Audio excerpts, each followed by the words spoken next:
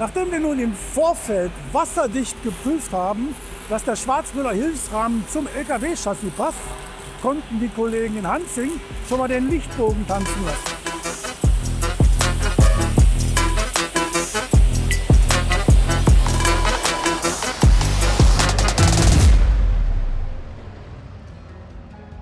Der Hilfsrahmen ist übrigens nur 440 mm hoch gebaut, wodurch das Fahrzeug wegen seines sehr niedrigen Nutzerschwerpunkts auch beim Kippen entsprechend standsicher ist.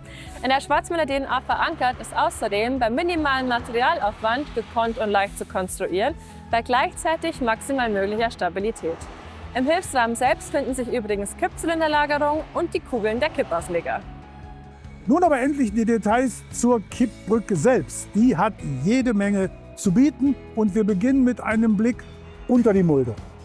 Sehr auffällig sind hier die breiten, vertrauenserweckenden Trapezprofile und durch diese Langträger könnten die Dieselabgase für die Beheizung des Bodens aus HB 450 geleitet werden.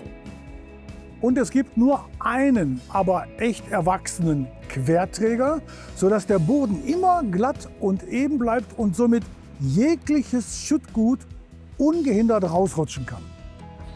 Direkt unterhalb des Querträgers befindet sich der kardanischen gelagerte Kippzylinder. Der ist also nach vorne und hinten und zu den Seiten hin frei beweglich. Der Kippwinkel wird durch die Fangseile auf 50 Grad begrenzt. Dabei wird gleichzeitig ein hydraulisches Absperrventil betätigt, das beim Kippen das unangenehme Nachrücken verhindert. Okay, Julia, für heute aber erstmal Schluss mit der Druckbetankung.